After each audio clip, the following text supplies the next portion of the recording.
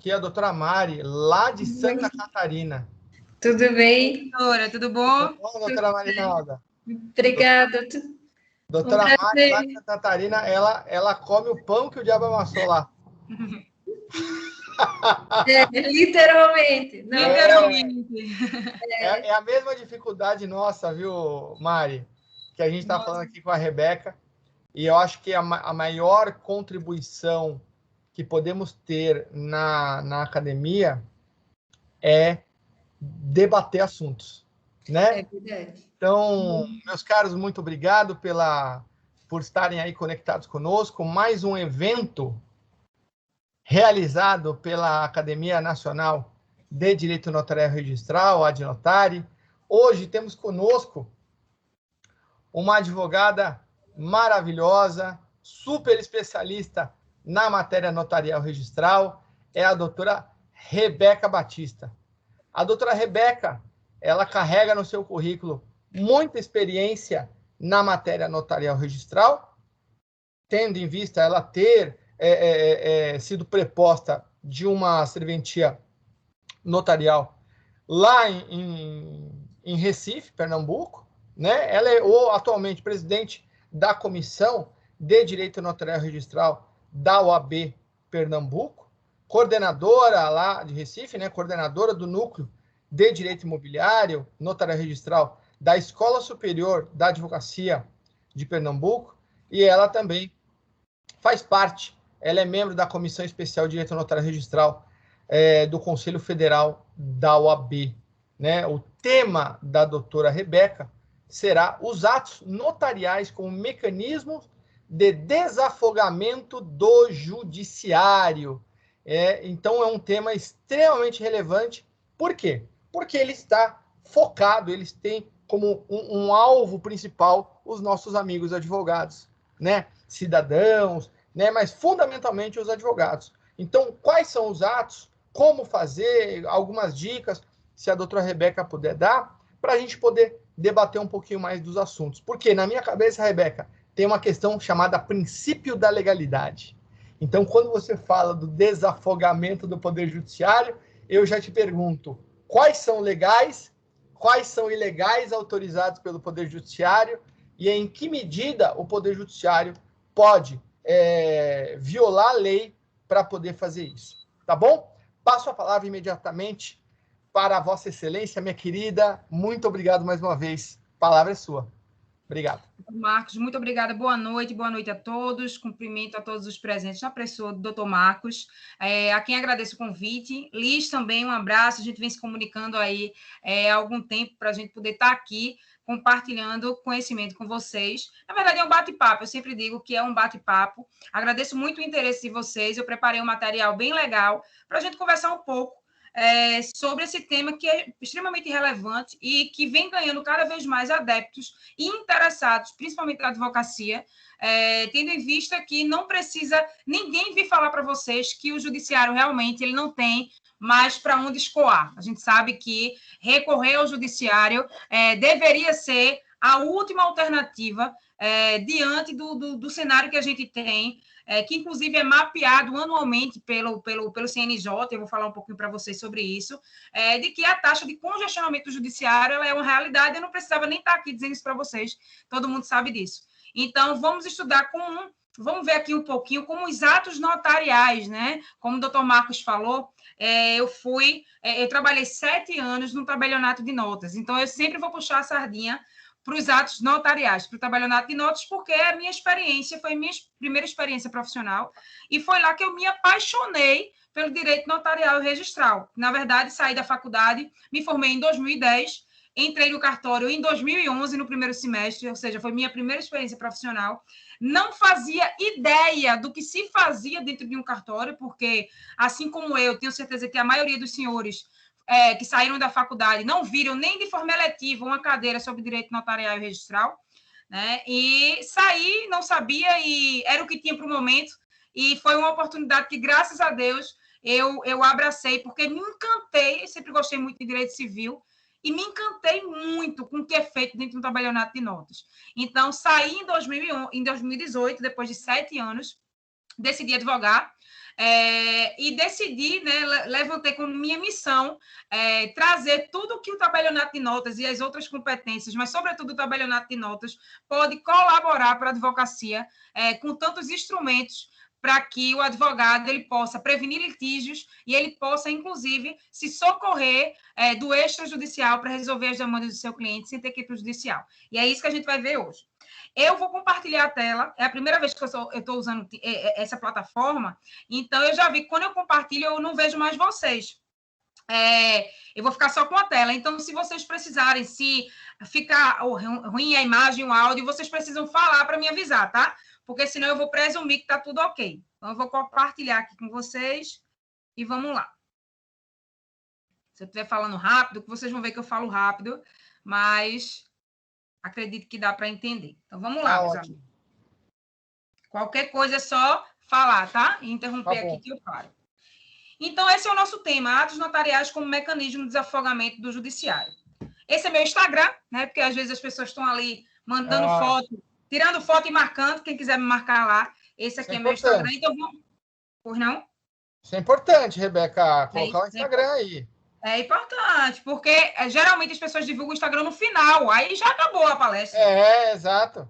Tá aí no começo, quem quiser me marcar. Pois vamos lá. Deixa eu mostrar para vocês como é que eu geralmente faço as minhas apresentações. Eu sempre gosto de fazer uma contextualização, né? Do que chegar simplesmente aqui, diretamente no tema.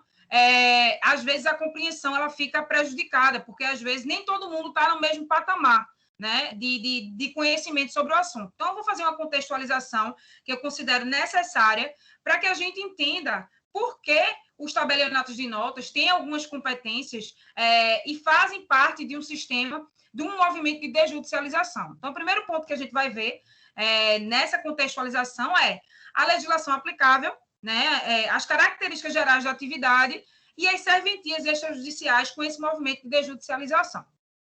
Então, vamos lá.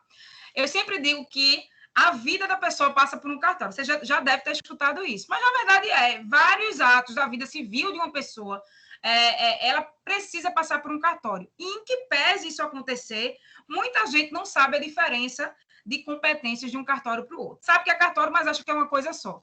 Atribui cartório a reconhecimento de firma, carimbo, mas passa a vida inteira dentro de um cartório. Então, aqui eu botei 2 marcos, nascimento e morte. Entre o nascimento e morte, a gente tem vários eventos importantes que precisam necessariamente passar por um cartório.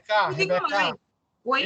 Você está mudando os slides? Não, não mudei. Ah, tá bom. É que eu tô eu tô vendo aqui, é só a primeira página. Então tá certo, né? Não, eu tô na tela. Alguns atos que passam pelos cartórios. Está aparecendo aí? Não tá. Para mim, não, pelo menos. Eita. Você não quer clicar aqui no... Será que é aqui? Pelo menos para mim não abriu tela cheia. Não abriu? Deixa eu tirar aqui, então. Como é que tá aparecendo aí para vocês? Agora sim. Se eu fizer assim... Mas não tá na tela cheia. Não tá na tela cheia. Não. Para mim aqui tá tela cheia. É? É. Bom, então deve ser... Aí para vocês está aparecendo como? É aquela tela antes da cheia, sabe? Aquela antes tela da que cheia, entendi. Eu vejo o painel de animação, eu vejo que você tem entendi. slides. Eu não sei como é que eu... Mas tudo bem, vamos em frente, tá? Agora eu tô vendo. Eu queria tanto que ficasse tela... Para mim aqui tá tela cheia, eu não sei porque para vocês não tá. Tela cheia. Não sei. Ah, tudo bem, vamos lá, vamos em frente.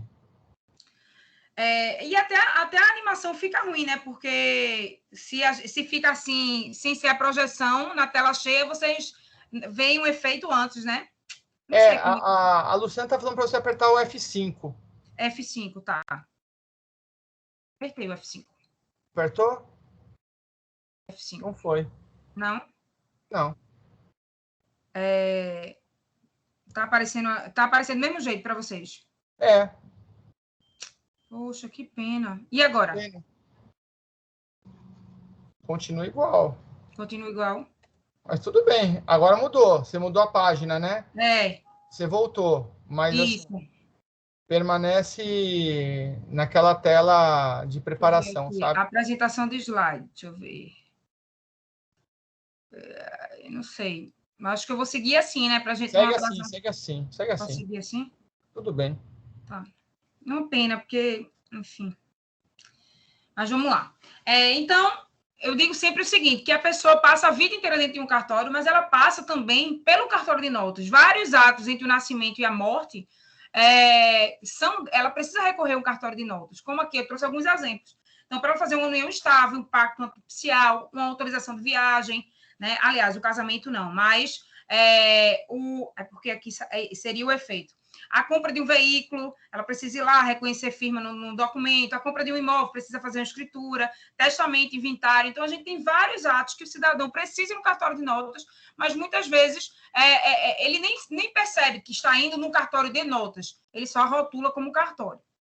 Então, a gente tem vários mitos aqui, né? Mitos e verdades. Então, tem muita gente aqui, eu vou perder os efeitos, infelizmente, com vocês, mas é melhor do que não ter apresentação.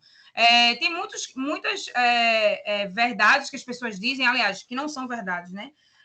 Muitas ideias, muitos preconceitos, no sentido de conceito prévio, do que seria, de como funciona o cartório. Então, que cartório passa de pai para filho, né? Considerando a realidade atual, que tabelião e registrador são funcionários públicos, que cartório é sinônimo de burocracia e que o Estado fornece toda a estrutura do cartório. E a gente sabe que isso não é verdade. Então, hoje em dia, para você assumir o cartório, você precisa passar no concurso. Tabelião e registrador não são funcionários públicos, eles são agentes públicos, colaboradores do poder público, né? Eles não são funcionários públicos, eles não são remunerados pelo Estado, eles são remunerados pelo usuário, né? Aquelas pessoas que usam o serviço do cartório. O cartório não é sinônimo de burocracia, é sinônimo de segurança jurídica. A gente vai ver que as serventias extrajudiciais têm como função garantir, dentre outras coisas, a segurança jurídica e a eficácia dos negócios jurídicos. Então, não é sinônimo de burocracia. Eu sempre dou o seguinte exemplo. Eu digo o seguinte, muita gente, doutor Marcos, não entende por que precisa... Tirei aqui para poder interagir um pouco com vocês. Tá bom. Muita gente não entende por que precisa, por exemplo, ir reconhecer firma, né, um reconhecimento por autenticidade. Precisa ir até o cartório assinar em alguns atos, como, por exemplo, um documento do Detran. Atribui aquele ato uma mera burocracia, porque precisa assinar na frente do funcionário. Mas eu sempre explico, né? E quando as pessoas entendem o que é um reconhecimento por autenticidade, a segurança que esse reconhecimento tem, no sentido de que o Detran, né, o Estado, ele delega para o cartório, para o titular, para o escrevente, né, a responsabilidade de garantir que aquela assinatura foi feita de quem deveria ter sido feita e na pessoa e na frente do funcionário do cartório que teve a responsabilidade de identificar que aquela pessoa realmente era aquela e evitar, por exemplo, documentos antedatados, falsários. Então, muita gente não entende isso. E quando a gente não entende, a gente tende a achar que é burocracia. Né? A gente tende a achar que é por isso que o Brasil não vai para frente. É uma burocracia muito grande no Brasil. Mas, na verdade, existe uma razão de ser por trás. E quando a gente entende isso, fica mais fácil a gente compreender a necessidade de alguns tipos de algumas coisas. Isso realmente o que você comenta é uma consciência, Rebeca, que principalmente os operadores do direito, os advogados, não têm, né? Como isso não é passado na faculdade, né? Não vai entender que a ideia do serviço extrajudicial é promover a manutenção da paz social, né?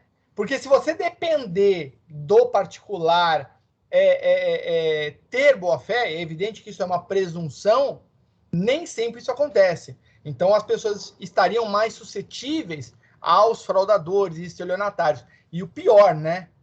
Mesmo no cartório, o cartório não está isento desses estelionatários. E isso é um problema endêmico que a gente precisa discutir. A gente discutiu na terça-feira por que, Rebeca, os notários não possuem acesso aos institutos de identificação, considerando que você acabou de afirmar, e afirmou muito bem, que o notário ele tem esse dever de identificar as pessoas.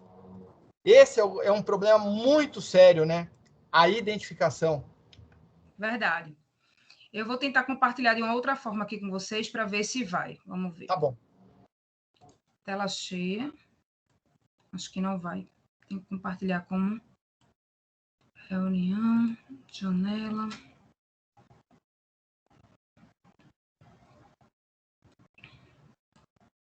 Apareceu a tela cheia, não?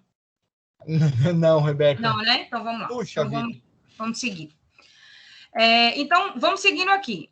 Então, nesse primeiro momento de contextualização, né, para quem não sabe, né, o regramento da atividade notarial e registral, a gente tem lá o texto da Constituição Federal, artigo 236, que traz, né, as principais características dessa atividade. Né? Diz que os serviços notariais e de registro são exercidos em caráter privado por delegação do poder público, né? Então, os titulares, eles são agentes públicos, exercem atividade em caráter privado, mas por delegação do poder público. Por quê? Porque é uma atividade de natureza pública, embora exercida em caráter privado. Né? Então, é regrada, existe todo... O doutor Marcos falou de legalidade, é uma atividade pública que precisa respeitar vários princípios, mas um dos principais é o princípio da legalidade. O tabelião e o registrador, eles não podem fazer o que bem quiserem. Eles têm autonomia funcional, mas eles estão adestritos ao que determina a lei e não podem fazer nada em desacordo com a legalidade.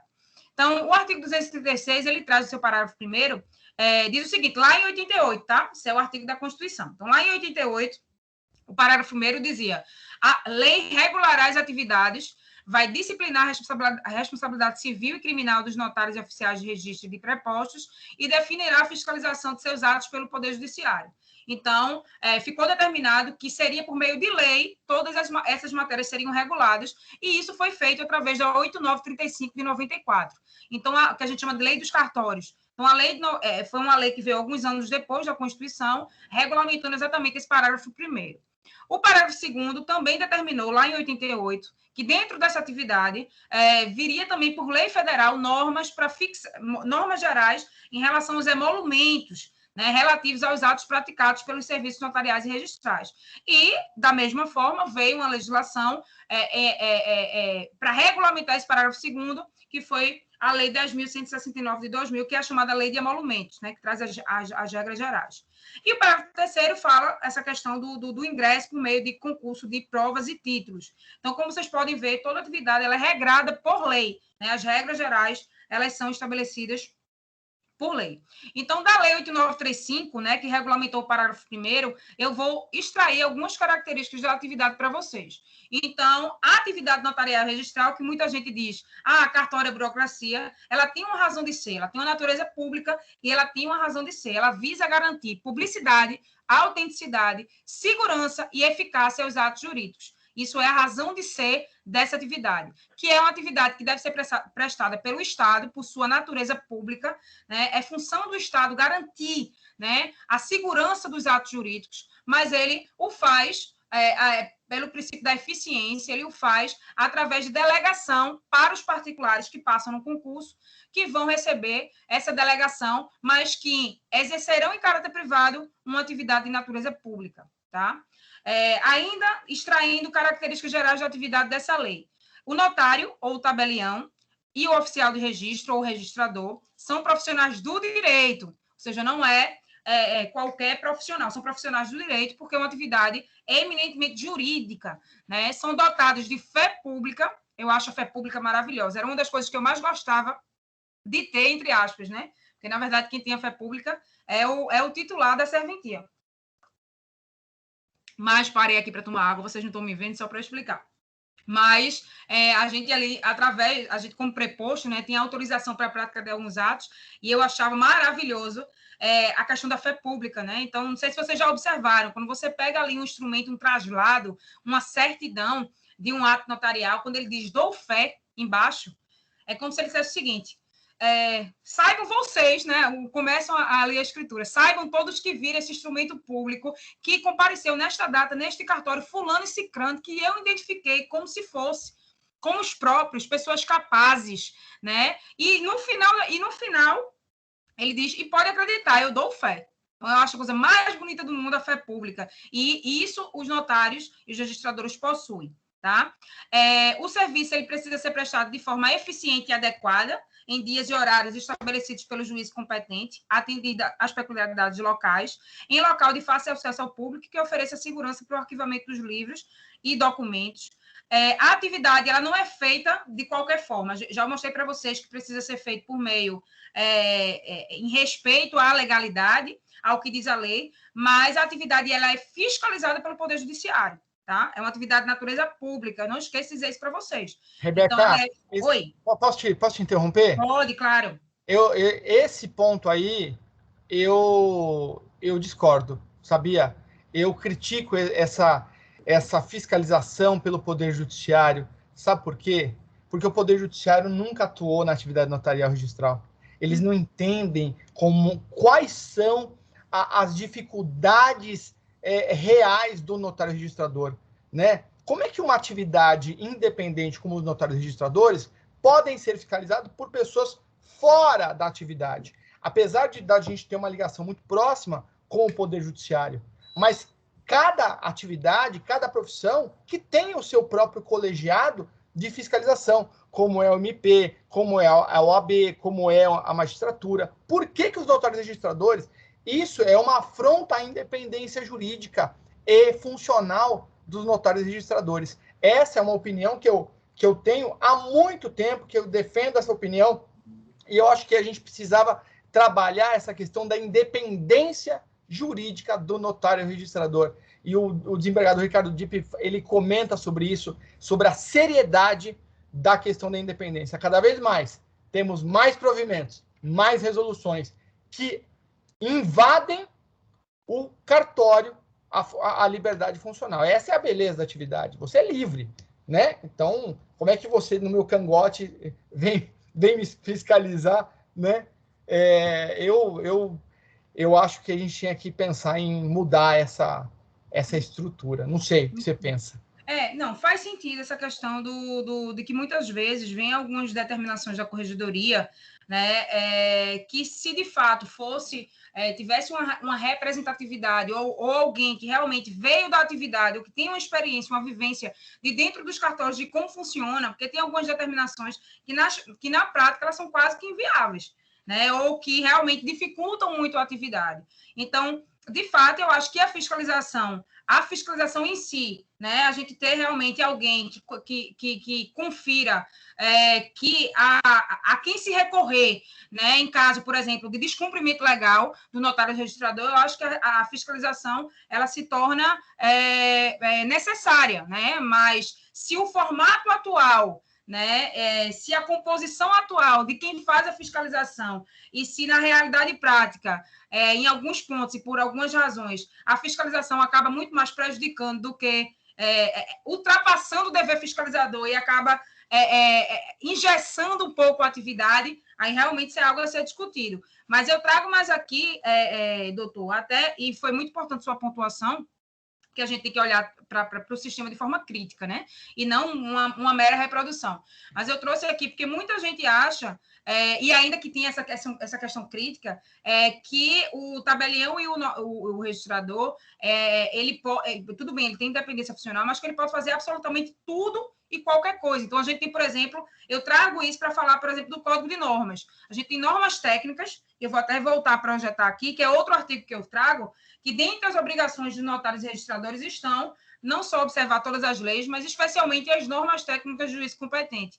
Então, muitas vezes, quando o profissional que trabalha em cartório, isso aí eu aprendi na pele, ele não domina as normas técnicas, o código de normas, né, o código de normas dos serviços notariais e registrais, ele acaba passando uma certa insegurança para o cliente, e quando o cliente pergunta, por que você está exigindo isso? Não tem sentido. E se você não tem um domínio, né, que existe uma regulamentação que é estadual, né? A gente tem normas em âmbito federal, mas a gente tem muitas normas em âmbito estadual, e passando de um estado para outro é bastante diferente. Eu vejo que São Paulo, em regra, a percepção que eu tenho é que São Paulo realmente é bem avançado, é bem atualizado, por hora as normas estão sendo atualizadas. Aqui em Pernambuco a gente não fica muito para trás, não, mas, por exemplo, em relação à questão do inventário com testamento, a gente só veio permitir em 2019. E eu sei que vocês já permitiam antes, e outros estados permitiam antes. Então, essa questão de ter a fiscalização que é exercida pela edição de normas técnicas e pela fiscalização do cumprimento de normas técnicas. Isso as pessoas precisam saber, porque às vezes o advogado, e eu digo isso por experiência própria, ele chega no cartório querendo fazer um determinado ato, ou um determinado, um determinado ato que ele desatende ali o que diz o código de normas. Então, o tabelião ele não poderia fazer nem se quisesse. Então, isso é importante, porque às vezes o advogado não sabe disso, acha que é uma recusa, assim, injustificada. Né? Mas como é o caso do prazo de validade da procuração para divórcio e separação, né? Que é o prazo de 30 dias. 30 dias. É um absurdo, né? 30 dias. E tem alguns estados que tem um prazo diferente. Eu acho que, salvo engano, eu fiz um estudo em 2019, fiz um curso de práticas notariais e eu fiz uma comparação dos códigos nacionais. Vi muita coisa parecida, mas vi muita disciplina de matérias semelhantes de forma totalmente diferente de um estado para outro. Então, em relação a essa questão de procuração, eu vi estados botar 60 dias, vi estados não ter prazo, vi estado ter os 30 dias, e aí você fica na seguinte forma, você faz uma procuração no estado que disciplina 30 dias e vai usar em um que disciplina 60, ou o contrário. E aí você gera essa dificuldade, né, para o advogado, para as partes, é complicado. Exato. Mas seguindo aqui, então tem essa questão da fiscalização, está dentro dos deveres dos notários, que eu acabei adiantando para vocês, essa necessidade de observar as normas técnicas, né, estabelecidas pelos juízes competentes, as normas estaduais.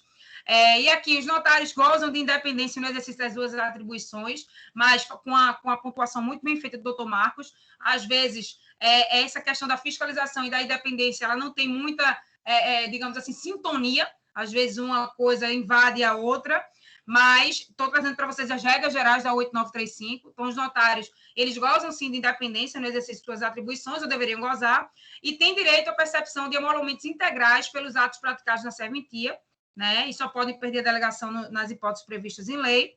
E dentre as infrações penais, as infrações disciplinares, que constam lá na 8935, dentre estão lá a inobservância das prescrições legais ou normativas. Então, aqui a gente reforça o princípio da legalidade que paira nas serventias extrajudiciais, a cobrança indevida ou excessiva de emolumentos, ainda sobre caráter de urgência.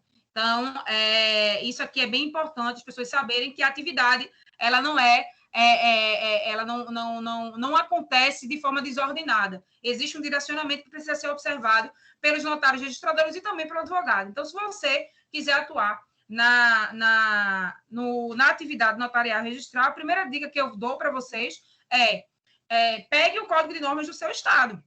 Né? Pegue o código de normas do seu estado, geralmente está disponível na corregedoria, na internet, no site do Tribunal de Justiça. O de São Paulo, por exemplo, é super fácil você encontrar. Você bota código de norma de São Paulo. Eu entrei, inclusive, nele hoje. Acho que tem lá um link com a última atualização até 2 de agosto de 2021.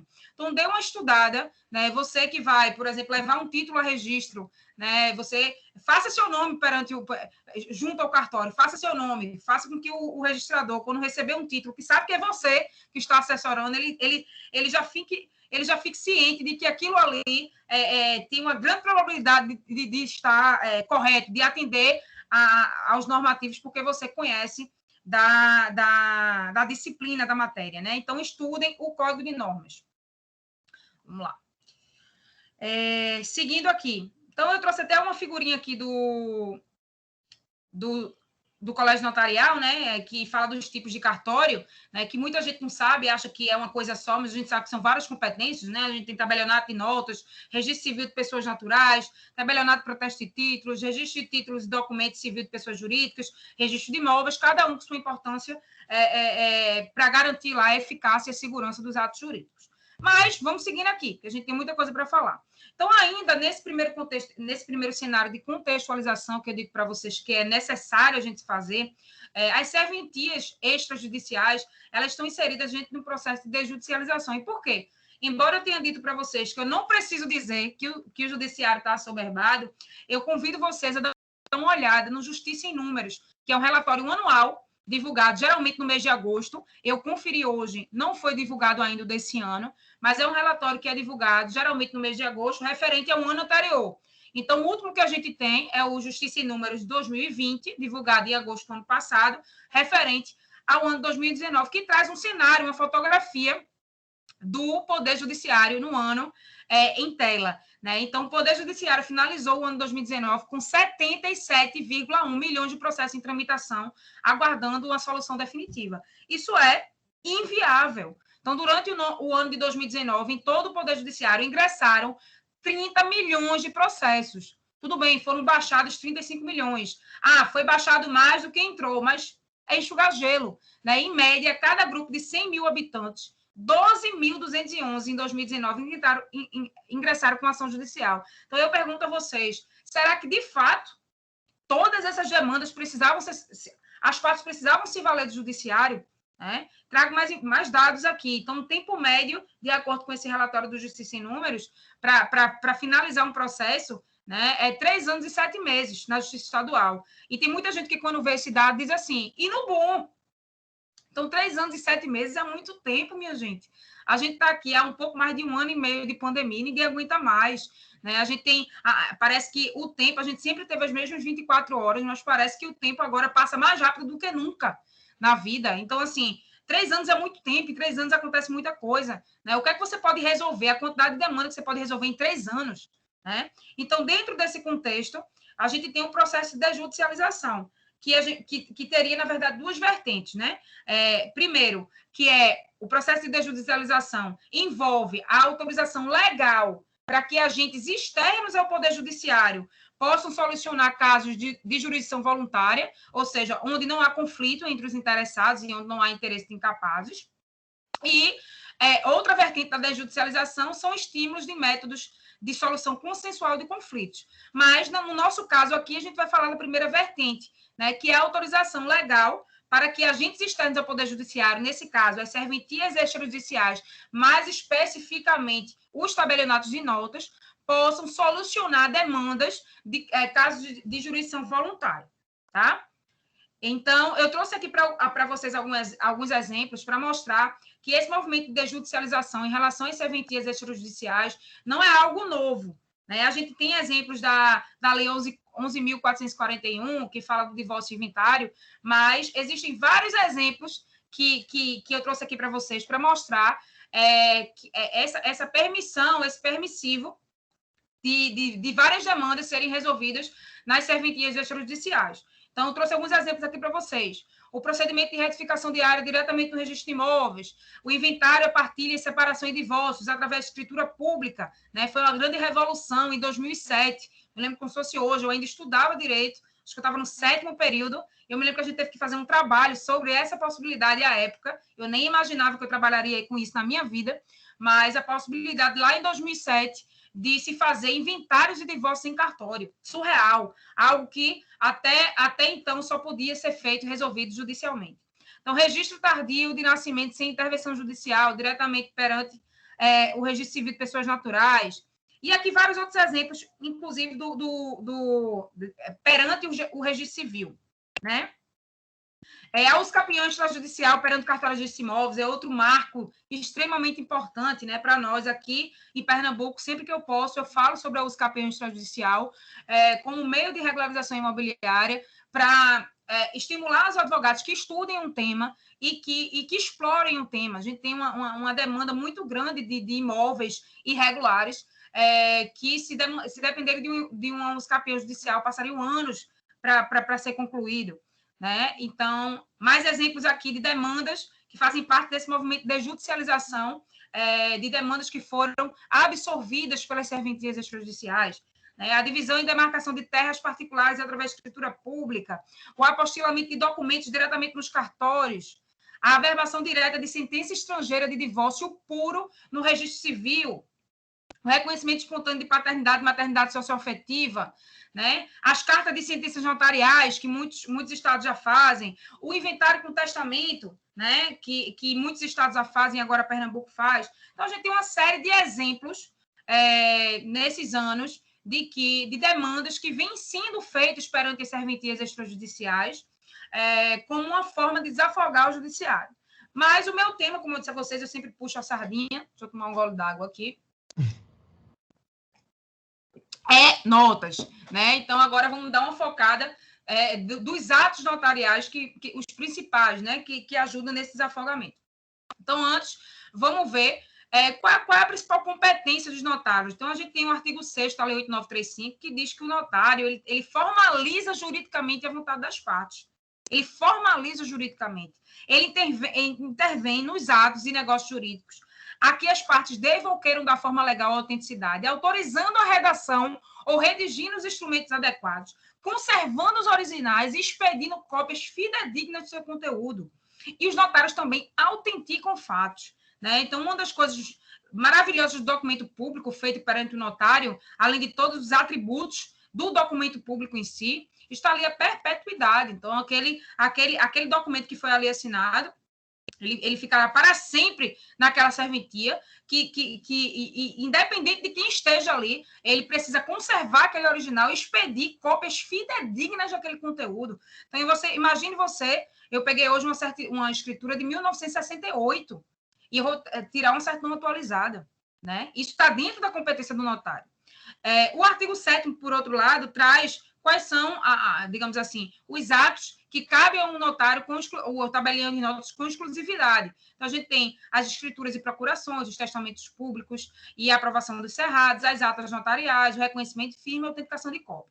A gente sabe que essa lei de 94, de lá para cá, os notários eles têm absorvido muito mais atribuições do que essas, mas essas aqui são as principais. Duas informações importantes aqui, que muita gente às vezes não sabe, que existe um princípio no mundo notarial, né, no direito notarial, que é o princípio da livre escolha. Então, a regra é que é livre a escolha do tabelião de notas, qualquer que seja o domicílio das partes ou o lugar da situação dos bens. Isso é um excelente ponto para você, advogado, que, por exemplo, a gente sabe que, por exemplo, no caso do inventário, a gente tem as regras ali de competência, né, perante qual juízo você tem que propor a ação. No caso do inventário extrajudicial, independentemente de onde sejam localizados os bens, onde morem os herdeiros, onde tinha falecido o autor da herança, você pode escolher qualquer cartório de notas do Brasil, e isso é extremamente importante. Tá? Só que aí eu faço a ressalva do artigo 9º da mesma lei, que diz que o tabelião de notas ele não pode praticar atos fora do seu município. Então, na verdade, o cliente que precisa ir até o cartório, ele pode escolher qualquer cartório do Brasil, mas o tabelião ele não pode praticar atos fora do município para o qual ele recebeu a delegação. Tá? Rebeca, posso te dar um exemplo muito interessante do desrespeito ao artigo 8º da Lei 8935? Foi o estado de Goiás. Olha que interessante, o estado de Goiás editou uma lei estadual dizendo o seguinte: se você lavrar uma escritura fora do estado de Goiás, quando você for registrar no estado de Goiás, você vai ter que pagar os repasses que você não pagou, você vai ter que pagar para o estado, para o registro civil, vai ter que fazer as compensações desses atos pelo ato lavrado fora. Olha que absurdo. Um surreal. Por quê? Porque a tabela do estado de Goiás é uma tabela alta e algumas pessoas vão lavrar escritura em Brasília. Entendi. Quando o sujeito volta para Goiás para registrar, o cartório de Goiás ele faz uma cobrança do valor dos emolumentos, a base, né, do estado, como se o sujeito tivesse lavrado aqui. Olha que loucura isso. Loucura. Né? É a punição do exercício da livre escolha. Exato. Exatamente. Surreal. Eu vou contar isso nas minhas próximas vezes, minha gente, mas eu vou contar um negócio para você que você não vai acreditar, porque isso aqui é surreal.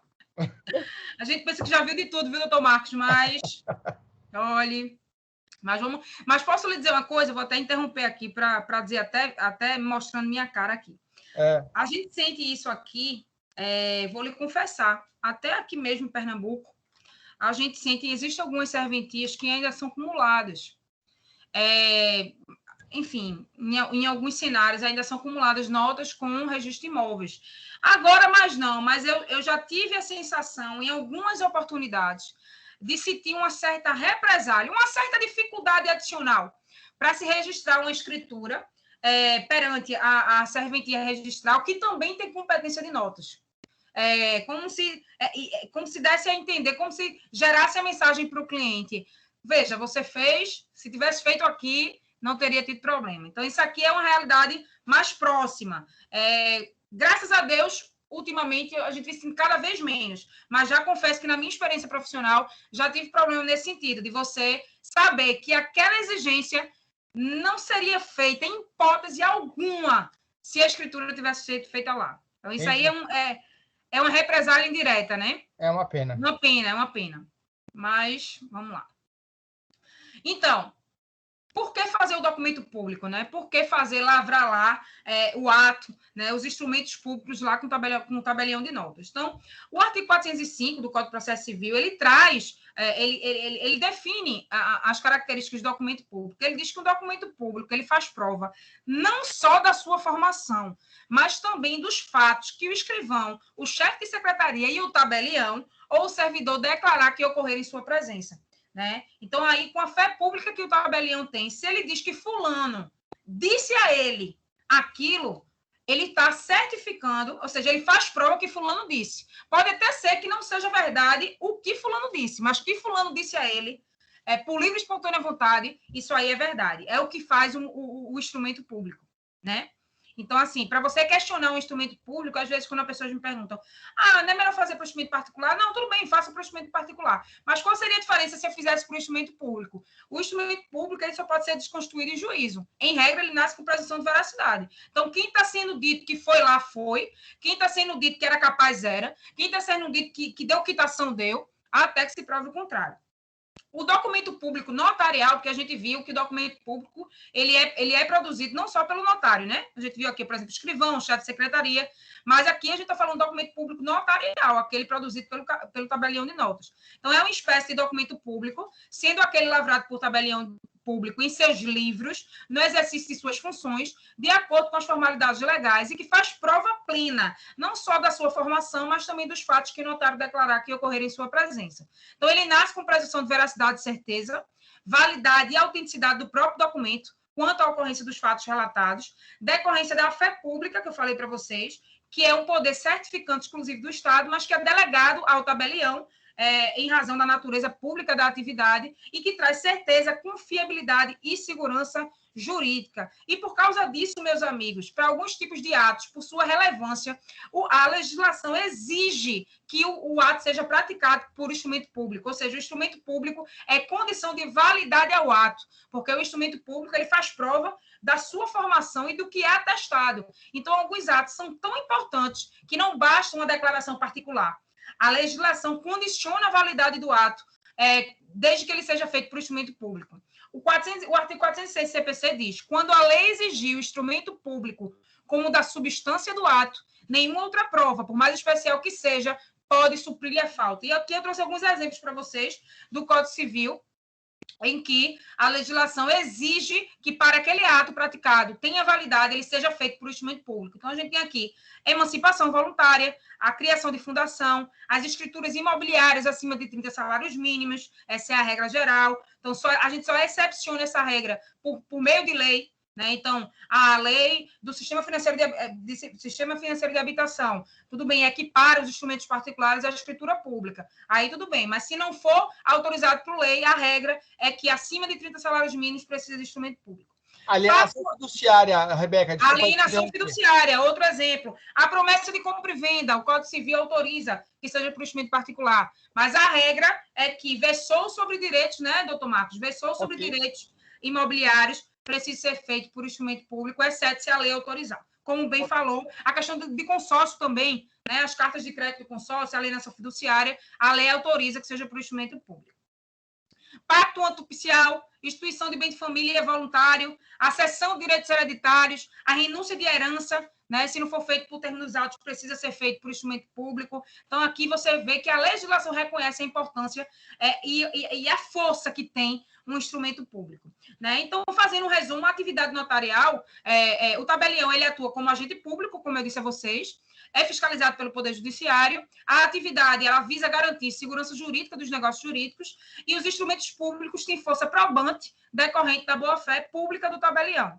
E aí eu pergunto a vocês, meus amigos e minhas amigas, né, como você faz essa pergunta, eu gosto sempre de fazer reflexões, como eu posso utilizar a atividade notarial como advogado? Eu, enquanto advogado, né, sabendo que o tabelião exerce uma função pública, que a atividade ela visa garantir segurança dos atos jurídicos, que o ato praticado pelo tabelião, o documento público notarial, ela tem todos esses atributos, faz prova plena, né, do que está ali, só pode ser desconstituído em juízo. Como é que eu, advogado, posso me utilizar desse serviço? Qual é a reflexão que eu tenho para fazer? Né? E aqui eu vou fazer outra reflexão para vocês. Então, no mercado tão competitivo, né, como é que você consegue não ser mais um, simplesmente mais um no meio da multidão? Né? A gente sabe que todos os meses saem vários advogados habilitados a trabalhar, né? E a gente vê uma multidão, milhares de advogados aí no Brasil, e como você não ser? Né? Então, em um mercado tão competitivo, para não ser mais um no meio da multidão, é interessante o quê? Pensar fora da caixa. E pensar em novas possibilidades. A gente sai da faculdade e ainda hoje, poucas faculdades têm cadeiras eletivas tratando de direito notarial e registral. A gente sai da faculdade ainda hoje para ir para a briga, alimentado pela cultura do litígio, alimentado em, vou acionar a justiça. Não, vamos pensar fora da caixa. O mundo está mudando, as pessoas estão mudando, as relações estão mudando. Hoje a gente tem tudo na ponta do lápis. Hoje a sua relação com seu cliente mudou. Eu vou olhar para vocês aqui. Vou tirar aqui para olhar para vocês. Cadê eu aqui? Vou botar cadê? Botei. É porque quando eu tirar compartilhamento, fecha a câmera. Então, o que eu vou falar aqui, olhando para vocês diretamente aqui.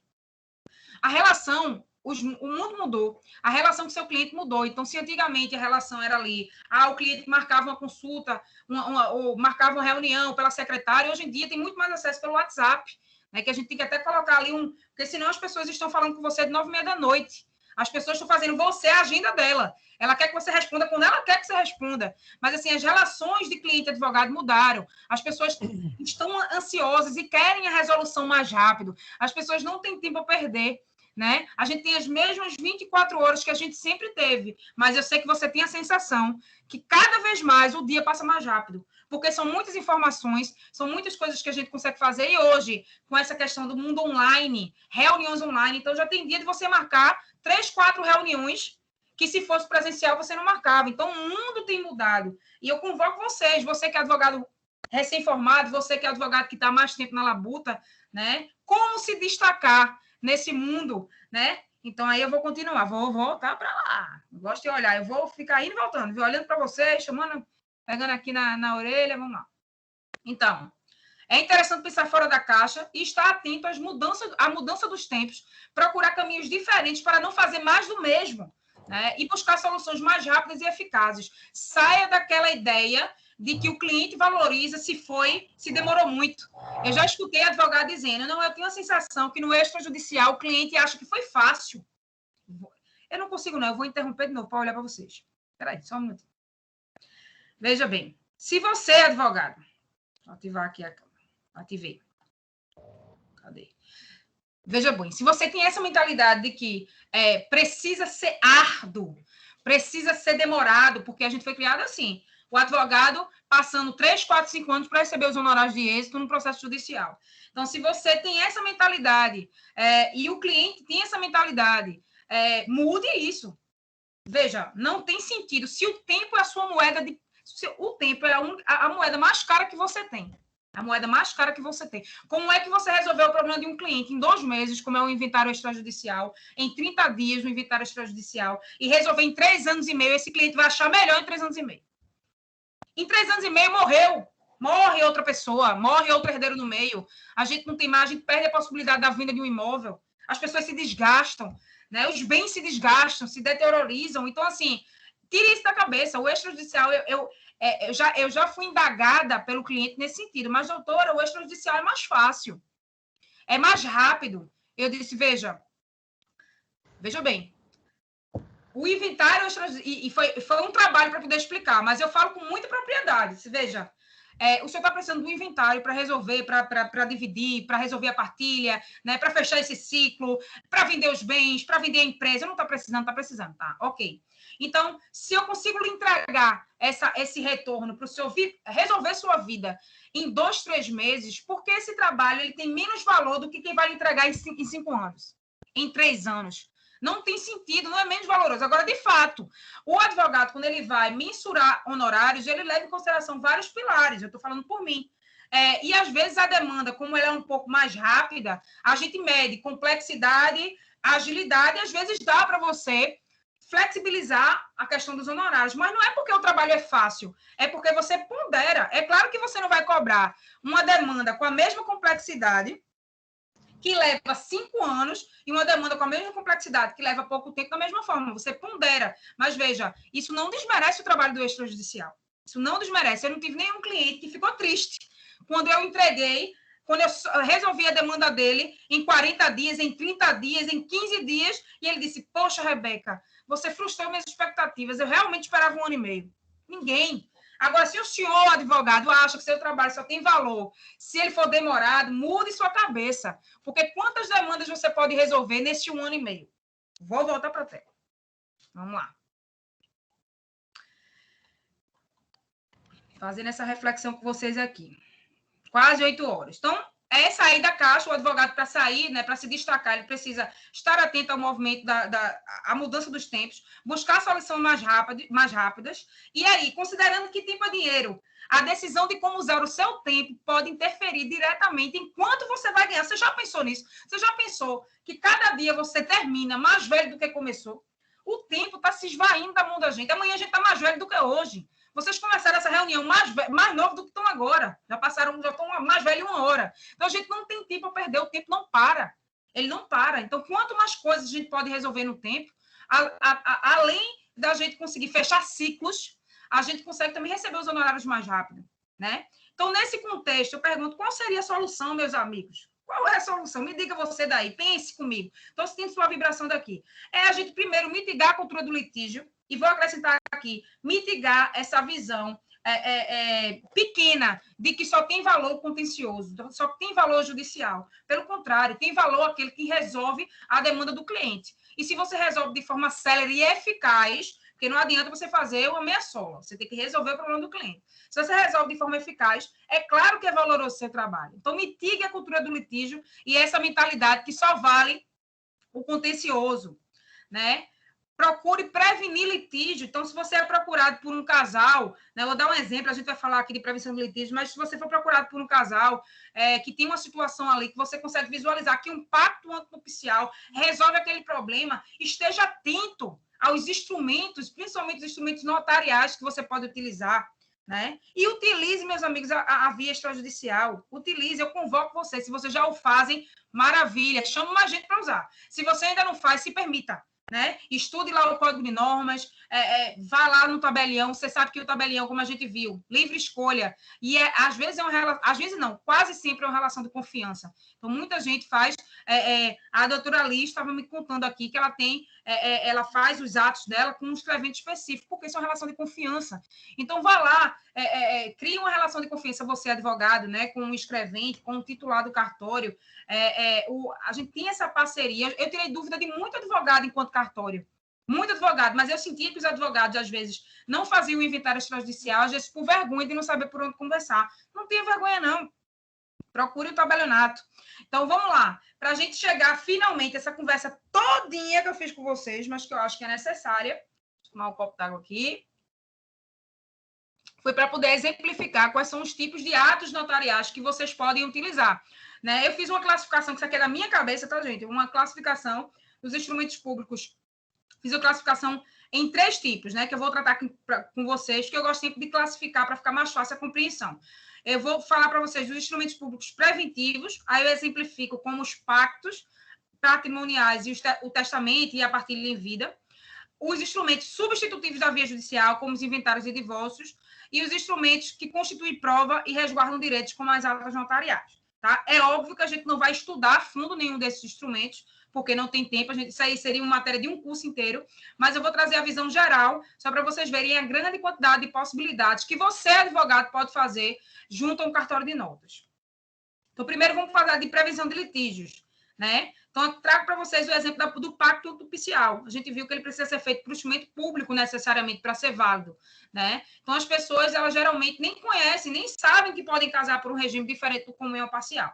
Na verdade, a regra é que ela nem sabe o que é essa questão de regime de bens, né, que atualmente o regime legal é a comunhão parcial. Mas o pacto antinupcial, ele pode ser um excelente instrumento de prevenção de litígios, né? Ou para minimizar ou resguardar interesses também, porque pode ser, inclusive, que as partes briguem lá na frente. Pode, mas quando elas acordaram previamente ao casamento, por exemplo, que aquele bem especial, que todos dois reconhecem, que é um bem particular, ele fica de fora da comunhão, o que é acordado não sai caro. Né? Então, isso aqui é um exemplo de instrumento de prevenção de litígios. O pacto de união estável, eu digo que é até mais importante, ou tão importante quanto o pacto antinupcial, porque a união estável é uma situação de fato. Então, diferente do casamento que você marca ali, quando casou com a certidão de casamento, antes não era casado, casou a partir dali, na união estável, como é uma situação fática, muitas vezes, se você não instrumentaliza, embora não seja obrigado, né, você pode passar a vida inteira vivendo em união estável sem ter uma escritura de união estável. Mas a escritura de união estável, às vezes, aconselha seu cliente, ela é interessante por causa dos marcos temporais. Né? Você tem ali uma escritura de uma união estável, em caso de dissolução, por exemplo, ela ajuda a trazer os marcos temporais. Tá? Então, é um pacto de convivência, inclusive, que o casal pode adotar um regime diferente do comunhão parcial. E adiciono para vocês aqui um tema polêmico, que eu também não vou entrar, mas que eu classifico aqui também como tentar prevenir litígios, um instrumento super interessante, não sei se todos já ouviram falar, que é o instrumento de contrato de namoro, né? Que é você deixar, registrar, né, formalizar que a união que você tem não é união estável. E aqui eu faço um adendo, né? Rebeca, a pessoa, porque fez uma escritura de união estável, vive união estável? Não. Rebeca, a pessoa, porque fez um contrato de namoro, não vive união estável? Não. Na verdade, as escrituras são declaratórias, né? Elas manifestam o que as partes estão dizendo naquele momento. Elas podem ser... pode haver prova em contrário? Pode. Claro que pode. Então, pode ser que a pessoa prove. Eu vou dizer um exemplo da minha vida, tá? Um exemplo particular. Eu tive um caso em que foi apresentada uma união estável e que a gente desconstituiu por meio de testemunhos e outros elementos que, na verdade, naquele período, a companheira não era aquela, era outra pessoa. Mas o que eu estou querendo dizer é o seguinte, quando a gente tem um instrumento, né, a gente já tem um indício de prova. Né? Para haver a desconstituição é mais difícil. Então, ainda que haja essa possibilidade, mas ter esses instrumentos regulamentando o marco temporal, o que é, o que não é, a escolha do regime, ele pode evitar um litígio lá na frente. Tá? Outros instrumentos notariais de prevenção. Né? A partilha em vida. Né? Eu já fiz alguns instrumentos de doação de nua propriedade com reserva de usufruto, onde o pai está querendo deixar todo mundo, ele tem 3 imóveis e 3 filhos, cada um já está encaminhado, ele faz a doação ali, muitas vezes com reserva de usufruto, né, para garantir ali minimamente que se ele quiser morar e fruir, né, alugar aqueles imóveis enquanto vida tiver, ninguém vai impedir, mas havendo falecimento não precisa de inventário, ele já deixou todo mundo resolvido, então é um excelente instrumento. Né, a partilha em vida também você faz por meio de um tabelionato de notas. O testamento, existem várias formas de testamento, mas o testamento público, eu sempre digo que ele é mais aconselhável, né? Porque o testamento público, ele fica lá arquivado no cartório para sempre. O testamento particular, se ele for extraviado, acabou-se. Né? E muita gente tem dúvida e diz assim, mas é porque o testamento público, eu fico com medo que as pessoas tenham ciência. Mas existem vários códigos de normas, eu trouxe exemplo aqui na tela para vocês, vários códigos, Pernambuco, São Paulo, Acre, Minas Gerais, que tratam que, enquanto vida o testador tiver, muita gente não sabe disso, tá? Então, você, advogado, pode dizer isso para o seu cliente, vamos fazer o testamento público, é melhor. Mas eu não quero que ninguém saiba, mas ninguém vai saber. Enquanto vida, aí você dê uma olhada no seu código de normas, tá? Porque pode ser que não seja, mas assim, a maioria dos códigos de normas estaduais trazem a mesma previsão. Enquanto vida o testador tiver, só ele ou seu representante legal pode tirar uma segunda via do testamento, pode ter acesso ao conteúdo do testamento. Ele morrendo e a pessoa só tem acesso a apresentar a certidão de óbito em cópia autenticada no original. Tá? Muita gente não sabe disso. Então, esse aqui fica a dica. O testamento é excelente para você fazer ali uma disposição, garantir a última vontade do falecido, né? Você pode dizer, Rebeca, mas nem tanto previne litígio, né? Mas pode garantir, por exemplo, que a vontade do dono do patrimônio seja feita. Isso por meio de um instrumento notarial, tá? Agora, a atividade, a gente falou de instrumentos de prevenção de litígios, né? Instrumentos notariais que você pode utilizar. Mas agora a gente tem a atividade notarial como substitutiva da via judicial. E aqui eu trago 2 exemplos máximos, né? que foram permitidos pela Lei 11.441 de 2007. E eu sempre gosto, gente, quando eu vejo uma lei, eu sempre gosto de ver a exposição de motivos, o que está por trás da cabeça daquele que idealizou aquela lei. Então, eu trouxe para vocês a exposição de motivos da Lei 11.441, né? Que diz o seguinte, no item 5, o item 4, a proposta prevê a possibilidade de realização de inventário e partilha por escritura pública nos casos em que somente existam interessados, capazes e concordes. Dispõe ainda a faculdade de adoção do procedimento citado em caso de separação e divórcio, quando não houver filhos menores. Entendo não existir nenhum motivo razoável de ordem jurídica, lógica ou prática que indique a necessidade de que atos de disposição de bens realizados entre pessoas capazes, tais como os supracitados, devam ser necessariamente processados em juízo, ainda mais onerando os interessados e agravando o acúmulo de serviços perante as repartições forenses. Então, isso aqui é a máxima do processo de judicialização. É a autorização para que agentes externos ao Poder Judiciário, como é o caso do tabelião de notas, que tem toda a competência, é um agente delegado, passa no concurso público, é uma pessoa que é dotada de fé pública, possa praticar determinados atos que anteriormente eram exclusivos do judiciário, tá? Então, essa é a razão de ser da Lei 11.441. E qual é a repercussão disso no mundo jurídico, né? Então, a gente tem aqui, eu não estou com esses atos, esse número atualizado, mas a última informação que eu obtive, que foi o ano passado, eram mais de 2.700.000 atos praticados no Brasil com base na Lei 11.441, o que gera uma economia de mais de 4 bilhões para o sistema judiciário. Né? São quase, certamente a gente está chegando perto de 3 milhões, porque esse número foi do ano passado. São quase 3 milhões de processos a menos no judiciário. Né? Então, mas que eu ainda acho que são menos. Eu acho que certamente teve muito divórcio, muito inventário que foi feito no judiciário, mas que não precisava ter sido feito. Né? E isso, esse movimento a gente vai mudar vindo da advocacia. O advogado sabendo que existe essa possibilidade, entendendo que existe essa possibilidade de solução de demanda. Tá? Mas quais são as vantagens de você fazer o inventário e o divórcio, ou seja, usar a via notarial como substitutiva da judicial? Primeiro é o tempo, a depender do ato, pode sair no mesmo dia. Um divórcio sem bens, quando vai o casal e o advogado, eles saem no mesmo dia, na mesma hora, dependendo do cartório. Comodidade, né? A gente viu que pelo princípio da livre escolha, você, independentemente do local dos bens, da residência das partes, pode escolher qual é o cartório. Você precisa só observar a questão do recolhimento do imposto, né? E o registro em relação aos imóveis perante os respectivos cartórios de imóveis. Mas a lavratura da escritura, né, ela pode ser feita em qualquer cartório do Brasil. Simplicidade, o procedimento é realmente simples, e a depender do cartório, as tratativas geralmente são por e-mail ou pelo WhatsApp, né, iniciam, né, o envio de documentos. E a efetividade, né? O instrumento notarial, a escritura pública de inventário de divórcio, ela é título hábil ao registro para transmissão de bens e direitos e não precisam ser homologados judicialmente. Então, no que se refere ao inventário, trouxe aqui rapidamente um fluxogramazinho, mas o regramento, né, o atual é o artigo 610 do CPC, que traz como requisitos para o inventário extrajudicial, né, no seu caput, ele dá a entender que, para você fazer o inventário extrajudicial, não pode ter testamento, porque ele diz o seguinte: havendo testamento ou interessado incapaz, proceder-se ao inventário judicial. Mas essa questão da ausência do testamento, ela vem sendo flexibilizada em vários estados. Trouxe aqui vários exemplos aí, pequenininho aí, para vocês verem. Vários estados que já possibilitam, deixa eu aumentar aqui, vários estados que já viabilizam o inventário, mesmo existindo testamento, desde que, em regra, né, tem algumas particularidades de estado para estado, mas a regra geral é que, havendo a abertura e o prévio registro judicial, você pode fazer o inventário extrajudicial. Tá? Quais são os outros requisitos para você fazer o inventário extrajudicial? Além dessa questão do testamento, né? As partes precisam ser maiores e concordes, e precisam estar assistidas por advogado. Tá? Então, você não pode ter ali um incapaz e não pode ter conflito, né? Porque o tabelião ele não tem o poder de impor uma partilha, como o juiz poderia ter. Né? Uma recusa justificada, ele passar por cima disso.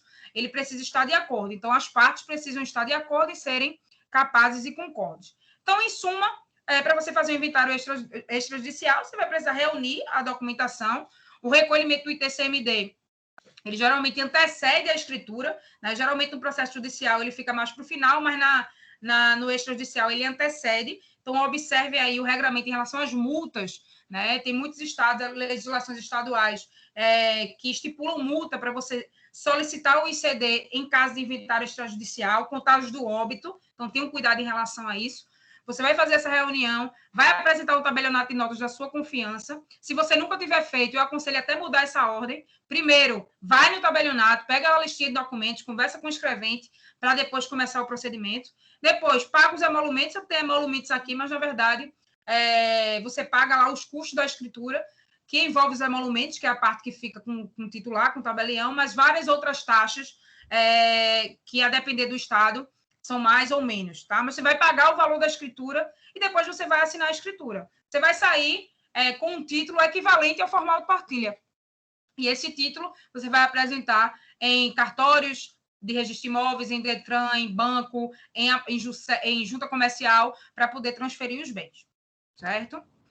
Em relação ao divórcio extrajudicial, né, e a dissolução de união estável, que é aqui um ponto interessante, até o CPC de 2015 não havia o regramento, né, específico em relação à dissolução de união estável.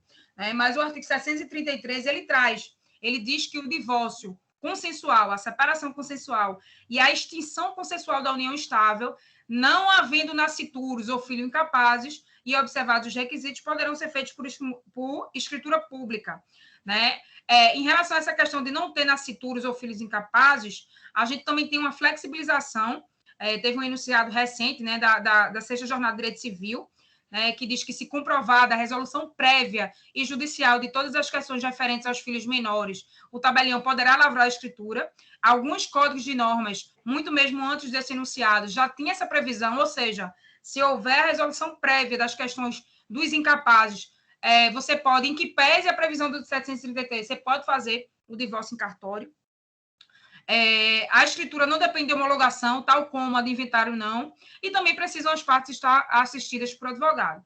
O fluxograma é praticamente o mesmo, né? Pode ser que seja necessário o recolhimento de TCMD, se houver uma doação, por exemplo, entre o casal, né? Uma partilha desigual. Mas, em regra, se for uma partilha igualitária, não vai ter recolhimento de CD. E é a mesma coisa. Se você nunca fez, aconselho você iniciar procurando o tabelionato de notas. Mas Rebeca, também...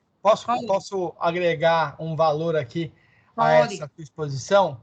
Um problema que a gente tem na prática com essa questão da separação e divórcio nos cartórios é a hipótese que as partes, né, os interessados, têm financiamento bancário. E aí eles fazem a partilha de bens, ficando o imóvel, a dívida do financiamento, com um dos cônjuges, e o outro sai. Aí vem aquela discussão super séria. Precisa ou não precisa de anuência do credor? Né? Porque aí, como hoje é tudo alienação fiduciária, incidiria, teoricamente, o artigo 29 da 9.514. E aí você não consegue registrar.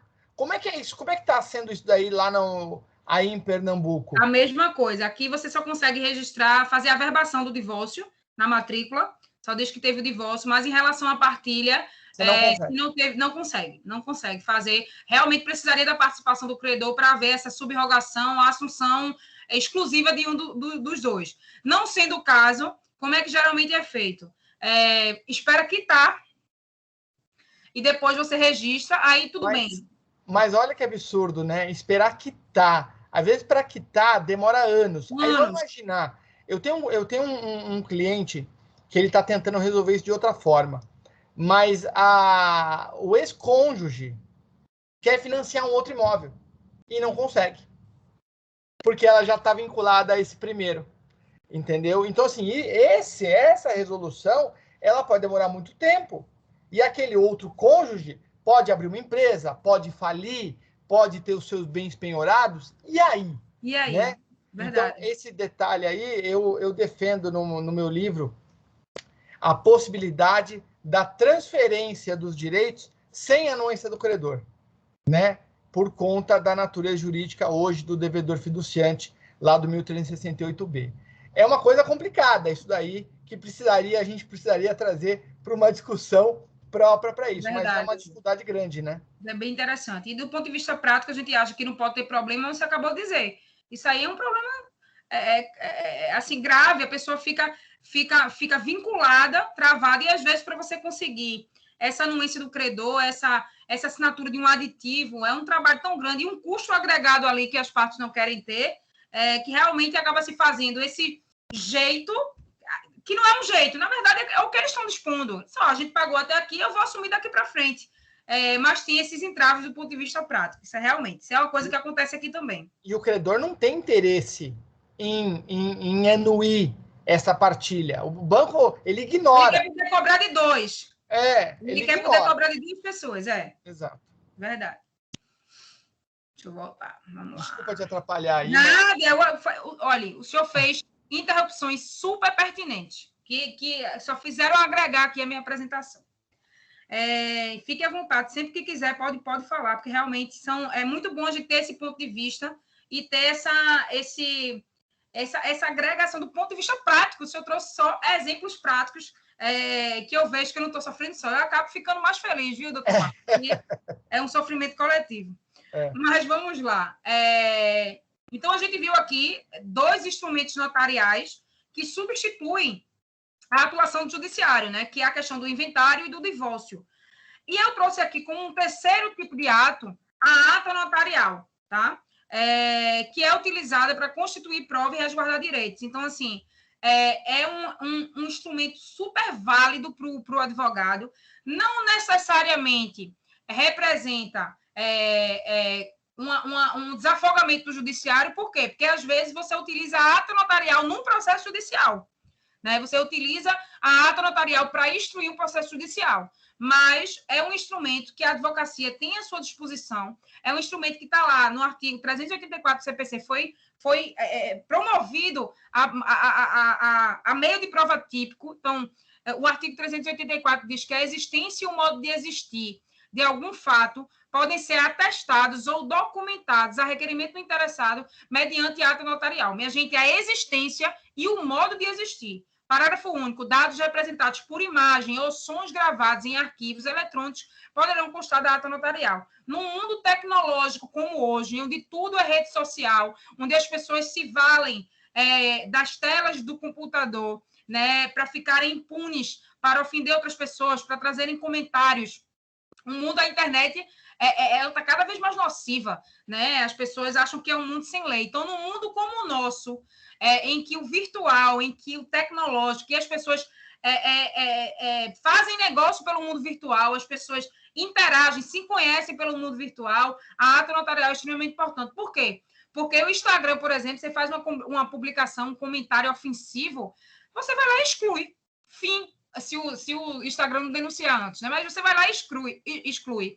Se você, por exemplo, conseguir, nesse meio tempo, registrar isso por meio de uma ata notarial, né? O tabelião ter acesso a essa publicação, né? E fazer um print, ainda que se tire do ar, aquele documento poderá instruir um processo judicial. Ele faz prova da existência do fato. Né? Então, a ata notarial ela pode ser utilizada como produção antecipada de prova. Ela pode permitir, por exemplo, a celeridade em relação à concessão de uma tutela de urgência, onde você, às vezes, pela demora do judiciário, você atesta, por exemplo, que o muro está quase caindo, meu amigo. Estou precisando, eu preciso entrar, ou enfim, certifica um fato emergencial, que, às vezes, para você provar no judiciário, demora muito, né? Até para vir uma audiência, mas você consegue aí, por meio de uma ata notarial, talvez viabilizar uma concessão de uma tutela de urgência. A ata notarial pode preservar direitos que podem perecer diante da morosidade do judiciário. Então, você tem uma situação que ela pode, daqui para amanhã, não se desconfigurar. Um contexto, vamos imaginar, sei lá, eu vou dizer um exemplo de uma ata que eu fiz. Um cliente foi estacionar no shopping, e eu acho que ele botou na área errada o shopping, ele prendeu os 4 pneus com corrente. O cara ficou com o carro todo preso com corrente. Isso em fração de segundos, se alguém fez de uma forma arbitrária, tira a corrente e acabou-se. Mas você vai lá e registrou, e a gente conseguiu registrar essa questão por ata notarial, né? Que pode, inclusive, ter por objeto fatos ilícitos. né? Atos ilícitos, ou seja, atos que geraram um dano para um terceiro e você vai conseguir comprovar por meio de um ato notarial. Eu trouxe vários exemplos aqui de atos notariais para vocês, tá? Os advogados, às vezes, não sabem como eles podem utilizar a ata, mas não só no mundo da internet, do Instagram, do Facebook, mas na vida real, você pode utilizar a ata para comprovar a realização de assembleias, atestar estado de imóveis e entrega de chaves, tanto no momento da assinatura do contrato de locação, como no momento da restituição das chaves, a questão do conteúdo da internet, atestar a presença ou ausência de pessoas em algum lugar, né? Por exemplo, mostrar que um imóvel está abandonado ou aparente estar abandonado. Situações relacionadas ao direito de família, meus amigos. Quantos casos vocês já ouviram falar de pais, né, em regra, que pedem ali uma revisão de pensão, mas no Facebook e no Instagram ostentam uma vida, né, que todo mundo queria ter. Lanchas, coisas, mulheres e champanhes. Faz o print, ou tu bloqueia teu Instagram, ou senão a gente faz ata. A gente faz ata. Eu cansei eu fiz uma ata notarial, doutor Marcos, que eu nunca vou me esquecer. Uma cidadã, ela botou um atestado, vou até olhar para o senhor, para lhe contar, porque essa aqui é inacreditável. Uma cidadã botou um atestado na empresa que ela trabalhava e disse que estava doente. E foi-se embora para Gandaia, eu acho que era véspera, perto de carnaval. Ela foi para uma prévia, que tem muita prévia, né? Antes da pandemia, a gente tinha muita prévia. E ela teve a preocupação de não botar nada no Facebook. Mas deixa eu dizer uma coisa a vocês. Sei que o mundo hoje é do Instagram, mas quem usa Facebook ainda? Sei se você sabe. Se você não bota nada no seu Facebook, mas alguém lhe marca, se alguém lhe marcar, aparece para os seus amigos, exceto se você tiver uma função lá. Mas ela teve o cuidado de não postar foto na Gandaia, mas os amigos publicaram e marcaram. Então, a gente fez a ata notarial, óbvio, a empresa que contratou a gente fez a ata, eu era do cartório ainda, a gente fez uma ata notarial dessa página de um amigo que era um perfil público e que tinha marcado e tinha aparecido para os amigos dela lá na Gandaia. A gente foi demitida por justa causa. Então, tenham cuidado, você pode utilizar isso para vários, em questões trabalhistas, fizemos muito, trabalhistas e de família, né? A vida... Oi, pode não, doutor? Deixa eu fazer a pergunta. Quanto custa a ata notarial aí em Pernambuco? Baratíssima. Baratíssima. Aqui em Pernambuco, a ata é por folha, mas a primeira folha é o valor de uma procuração, acho que é R$91, e as demais eu acho que não passa de 40. E se for em diligência, tem algum adicional? Pois é, essa questão da diligência teve até um julgamento recente aqui no tribunal. Não existe padrão em relação à cobrança de diligência. Então, tem cartório que faz a diligência e não cobra, tem cartório que cobra, tem cartório que cobra 200, tem cartório que cobra 300. Não existe um padrão em relação à cobrança. Tem cartório que faz sem cobrar. Tá, o valor é 91 a primeira folha ou a primeira página? A primeira folha. A primeira folha, isso. E cada página adicional quanto é? Eu acho que é cerca de R$40. R$40. Aqui em São Paulo é R$500 a primeira folha, 250 cada página adicional. Se for em diligência ou fora do horário, é em dobro. Aí se torna inviável. Doutora Rebeca. Então, a advocacia, ela não usa, a advocacia paulista deixa de usar esse instrumento probatório maravilhoso, porque o custo é muito elevado. Entendi. Entendeu? Aqui o testemunho é mais, a reclamação é mais do lado da atividade notarial registral, de dizer que às vezes a complexidade do ato, ela realmente não é assim, o custo pelo ato, né? O custo de, por exemplo, você vai fazer vou lhe dar um exemplo que eu fiz, né? Eu, Rebeca, pessoalmente, eu já fiz transcrições de assembleias complexas que foram, sei lá, 4 horas de áudio. E que eram mais de 7, sei lá, 8 páginas, 9. Foi um trabalho miserável para poder fazer. E a ata não dava, sei lá, R$250. Outro exemplo, quando é de internet. Então, você vai ali, faz toda... Tem atas que são muitas telas. Então, às vezes, tem um trabalho danado para fazer e realmente o valor, ele ficava abaixo. E quando eu trabalhava em cartório, era mais barato ainda, porque aqui... acredito que aí também, anualmente os valores são atualizados. Mas quando eu fazia, a primeira folha era R$50. Hoje é 90, mas era 50. né? Então, assim, era realmente um valor que não compensava muito para o cartório, mas para o advogado e para o cliente é um valor, assim, acessível. Eu vou dar só mais um exemplo de outra ata, de duas atas, na verdade, que foram bem interessantes, doutor. Uma foi um caso de um síndico de um prédio empresarial que ele não permitiu, enfim, ele brigou com o dono de uma empresa que tinha um andar inteiro, ele discutiu porque o cara tinha mudado a fachada, enfim, enfim. Sei que eles discutiram e o síndico pegou ranço do cara e disse, você não entra mais no prédio. Nenhum carro seu entra no prédio. Imagine só, o senhor tem um andar inteiro no empresarial e nenhum carro seu poder estacionar dentro. Então, o advogado acionou a gente do cartório, isso foi enquanto cartório, acionou a gente do cartório para a gente poder ir lá e atestar que o carro da empresa não estava podendo entrar. Então, aqui eu vou fazer até um adendo, porque, às vezes, o advogado ele não entende primeiro que o tabelião ele tem que ser imparcial e ele vai registrar o que os olhos e o que a percepção dele diz. Ele não faz suposições, né? Então, ele vai retratar exatamente o que foi que aconteceu, o que foi dito, o que foi que não foi dito. Só que, nesse caso, foi interessante, doutor, porque a gente chegou lá e o cara entrou dentro do carro que era todo adesivado com um adesivo da empresa. Então, eu pedi para ele entrar, botar o carro na frente do portão e buzinar. Ele buzinou. O porteiro saiu, acho que nem se tivesse sido combinado, o porteiro saiu, pediu para ele baixar o vidro e disse, o senhor sabe que o senhor não tem autorização para entrar. Aí ele pegou, saiu, eu anotei e tal, aí ele até olhou para mim assim, se você está tirando foto minha, eu não estou tirando foto do senhor nenhum, eu só observando. Depois ele voltou e, em seguida, veio um carro que não era da empresa. Essa alegação de que não era da empresa foi o cliente que deu. Aí eu coloco. E, em seguida, o solicitante, enfim, descrevi a placa do carro, o cara buzinou e entrou.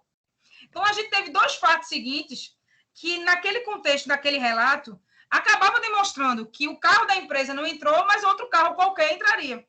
Isso foi utilizado no processo judicial e obviamente, que o condomínio foi condenado. E o outro caso foi super interessante, que foi um caso de um restaurante que só podia vender um tipo de cerveja, que era a que patrocinava o bar, e ela estava vendendo outro tipo de cerveja. E a empresa, para poder mostrar quebra de contrato, queria uma ata notarial. Então, a gente teve que ir no restaurante e perguntar quais são as cervejas que o senhor tem aí. E o cara veio e trouxe um papelzinho adicionado, a gente, além dessa, tem essa. E a gente pediu, eu tive até que tomar, para poder comprovar que era. Mas, brincadeiras à parte, veja como a ata notarial ela pode ser utilizada assim, para um universo de coisas. Verdade. Mas é uma pena que o pessoal não use aí, nesse caso do senhor, por causa do custo, né? Mas, continuando aqui, então, essa questão de direito de família, apreensão de veículo, batida de veículo, constatar a existência de barulhos ou ruídos, linha telefônica bloqueada, descumprimento contratual, né, ou ocorrência de qualquer fato. E, por fim, ainda aqui, dentro da ata notarial, mas trazendo para vocês uma ata notarial sui generis, que é a ata notarial para fins da uso capião, você pode me perguntar, Rebeca, por que tu não colocasse isso dentro da outra classificação, que é atos notariais como substitutivos da atividade judicial? Porque a ata notarial para fins de uso capião, por si só, ela não encerra o procedimento. Diferente, ela não substitui a atividade. Diferente da escritura de inventário, né, e da escritura de divórcio. Foi o ato notarial que evitou o acionamento do Poder Judiciário. No caso da uso capião extrajudicial, quem evita, na verdade, é mais a atividade do registrador de imóveis, embora a ata notarial seja um instrumento necessário e que sem ela não se processa um uso capião extrajudicial. Então, eu preferi colocar aqui, né, dentro desse tópico, e até porque eu estou falando de ata notarial, essa ata é uma ata sui generis, é uma ata bem específica, vinculada para esse procedimento da uso capião extrajudicial, e tinha até uma discussão, né, porque disse que a ata notarial atesta o tipo de posse, e eu tinha falado para vocês que o tabelião, ele atesta o que os sentidos dele permitem. Então, como é que o tabelião vai atestar? Ele pode voltar ao passado e dizer, não, eu atesto que essa pessoa mora aqui há 20 anos. Eu atesto que ela estava aqui há 20 anos. Na verdade, ao pé da letra, não é isso que acontece. Ele vai, na verdade, ali, de acordo com a documentação apresentada, com os indícios de posse, com as declarações obtidas, né, ele vai ali fazer ele vai narrar o que foi apresentado e, de acordo com o que foi apresentado, ele vai reunir aquela documentação e vai instrumentalizar através da ata notarial. Então, se você não atua no se você ainda não fez o usucapião extrajudicial e tem vontade de fazer e quer saber por onde começar, o primeiro passo, eu sempre digo, o advogado ele tem um papel determinante no usucapião extrajudicial. Eu sempre digo, ele é um dos principais atores. Não existe usucapião extrajudicial sem o registrador de imóveis, não existe. Não existe usucapião sem o tabelinho de notas, não existe. Mas existe sem o advogado? Não, meus amigos, não existe. O advogado, ele é extremamente importante, do mesmo jeito que não existe o usucapião judicial sem um advogado. É a ele que o cliente vai recorrer e é o advogado que vai fazer o primeiro juízo de valor se aquele caso pode ser resolvido pela usucapião. Muita gente acha que a usucapião extrajudicial é mais uma modalidade de usucapião, e não é. É apenas mais uma via de reconhecimento. Se antes você necessariamente precisaria recorrer ao judiciário, se até 2015 apenas o juiz podia reconhecer, analisar as provas e dizer, meu amigo, você tem direito a adquirir esse imóvel pela usucapião, a partir de 2015, né, por meio do artigo 216A da Lei de Registros Públicos, foi permitido que o registrador de imóveis que processe o pedido de usucapião. Então, não se trata de mais uma modalidade, e sim de mais uma via de reconhecimento. Então, você, advogado, explora esse nicho. Esse nicho vem crescendo, é uma das coisas que eu mais faço aqui, eu sou mais procurado. Não tenho, já registrei 6 usucapião, você pode dizer, Rebeca, é pouco, para mim é excelente, porque se a gente analisar o contexto, a quantidade que é registrada, realmente é um número, e tem outros tramitando, é um número excelente, principalmente porque a usucapião ela foi viabilizada praticamente em 2017, né? Porque vocês sabem que o texto original da lei em 2015 dizia que o proprietário tabular teria que ser notificado e seu silêncio seria discordância. Inviabilizou os campeão, é que nem Chicó, tô rico, tô pobre. Tô rico, tô pobre, tô rico, tô pobre. Em 2017, felizmente, essa previsão foi alterada, né? E hoje, o proprietário tabular, o silêncio dele é concordância. Então, o usucapião é realidade e é um excelente nicho, meu amigo, para você, advogado. E ela começa no cartório de notas. Aliás, ela começa no escritório da advocacia, tá? Porque é o advogado que vai reunir a documentação e levar o cliente para o tabelionato de notas para fazer um dos instrumentos que precisam ser levados para o registrador. Um dos instrumentos, que é a ata notarial. Esse artigo ele tem vários incisos, e o provimento 65 de 2017 tem vários incisos. O artigo 3º e o 4º, ele traz o que deve constar no requerimento, que faz, às vezes, a petição inicial, e o 4º, que deve instruir o requerimento. Então, vale a pena vocês darem uma lida. Então, no final das contas, meus amigos, para a gente encerrar aqui, pela primeira vez na história desse Brasil, eu consegui ser pontual, exatamente 8h30, geralmente falo mais que o da cobre, passo do horário, mas 8h30. Então, quanto mais rápida a solução, mais rápido entre os honorários e o quê? E você deixa de ser mais um no meio da multidão. Você vai ser aquela pessoa que é a pessoa que resolve o problema do seu cliente. Então, com isso, eu encerro a minha apresentação. Espero que tenha sido realmente produtiva. Quero agradecer muito a escuta atenta de vocês, né? A você que está assistindo aqui ao vivo, a você que eventualmente vai assistir depois. Doutor Marcos, queria agradecer muito a sua interação, a sua presença aqui, a sua escuta. Eu sei que seu tempo é muito valoroso, mas o seu compartilhamento generoso comigo. Agradeço muito. Vou até interromper aqui para olhar para o senhor. Então, é isso. Eu me coloco à disposição se tiver alguma dúvida, mas estou muito feliz aqui e espero realmente ter contribuído nesse dia. Rebeca, você está de parabéns, você foi pontual, realmente. Eu fico muito, muito, muito feliz de você estar aqui conosco. Discordo de você nesse último ponto da ata notarial.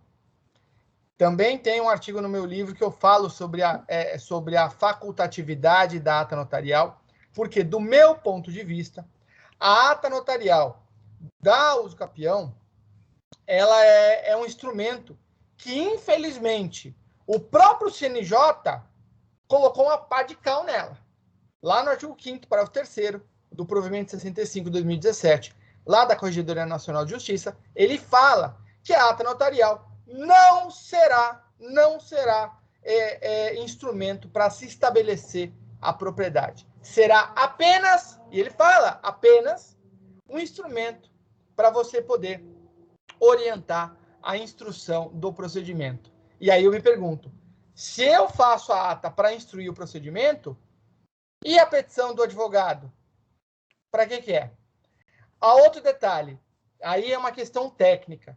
Entendo que a ata notarial, prevista lá no 216A, ele fala conforme o caso e suas circunstâncias. Não há obrigatoriedade. 2, ele fala, ata notarial para atestar o tempo e posse. Tempo e posse, 2 temas importantes relativo ao pressuposto da ata notarial. 1, que é, ata notarial somente poderá ser lavrada de fatos presentes, né? E não fatos pretéritos. 2, a ata notarial não tem imediação notarial. O tabelião, na ata notarial, no momento que ele atesta o fato, que ele autentica o fato, ele não pode fazer juízo de valor. Se ele não pode fazer juízo de valor, como é que ele vai analisar a posse? Como é que ele vai diferenciar se a posse é posse ou é detenção? Então, assim, são temas técnicos que, infelizmente, o Poder Judiciário passa por cima, os cartórios passam por cima. E fazer o quê? Né? No final das contas, quando a gente trabalha um pouquinho mais com a atividade notarial, a gente vai ver que alguns atos notariais, eles atropelam a legalidade. E, do meu ponto de vista, nesse momento da ata notarial, ela atropela a legalidade. O artigo 26 do mesmo provimento 65, inciso 1, quando ele fala do emolumento, ele também atropela a legalidade. Por quê? Ele vai orientar os notários a cobrarem como escritura pública. Aí você vai no teu estado. Poxa, a ata notarial em sentido estrito, ela é super acessível.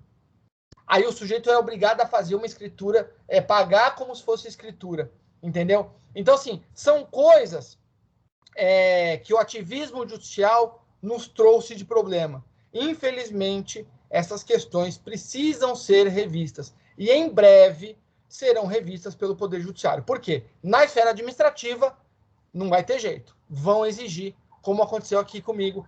Eu, salvo engano, eu fui o único a discutir esse assunto no Conselho Superior da Magistratura.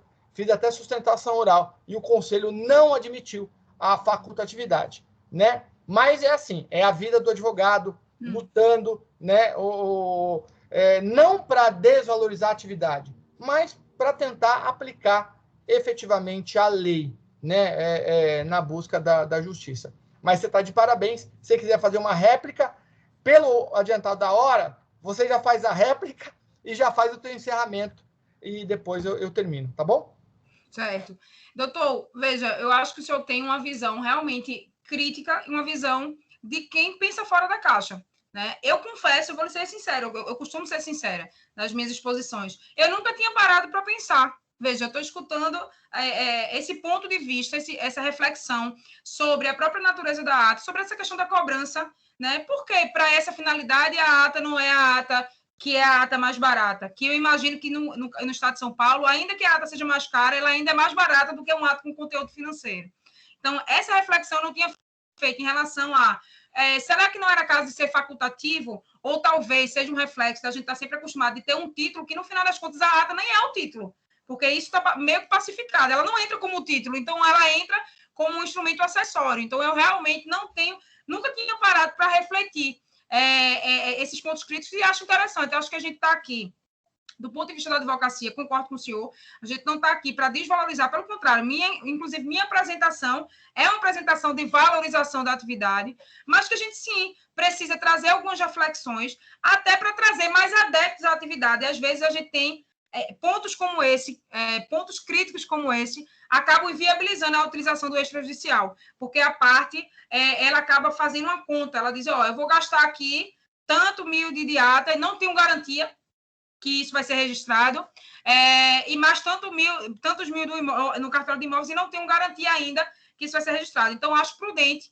a gente estar aberto a refletir. Então, por isso que eu agradeço as suas pontuações, todas elas muito pertinentes e muito embasadas, e me coloco, assim, no meu papel de refletir sobre isso, que eu realmente nunca tinha refletido sobre esse ponto de vista, mas tem sentido. Então, isso seria minha réplica, e agora, para finalizar, mais uma vez, queria agradecer a todos na sua presença, agradecer a Liz, que me cuidou com muito carinho esses tempos. Eu fiquei até ansiosa, eu geralmente faço palestra, mas hoje ela disse, estamos ansiosos por sua palestra. Meu Deus, realmente as pessoas estão ansiosas. Então, assim, queria agradecer a vocês da Denotari, queria parabenizar, né? É uma quarta-feira, ninguém aguenta mais evento online, mas o senhor está aqui disposto, presencialmente, ainda que distante, interagindo, conversando, trocando ideia. Então, muito obrigada. E quem me escutou pacientemente, agradeço, peço desculpa se por qualquer inconveniente e me coloco à disposição de vocês. E desejo uma excelente noite para vocês. Obrigado, doutora Rebeca Batista, mais uma vez. Meus caros, pelo adiantado da hora, eu não vou poder transmitir a palavra, as perguntas. Eu tentei interagir com a doutora Rebeca para a gente poder fazer isso.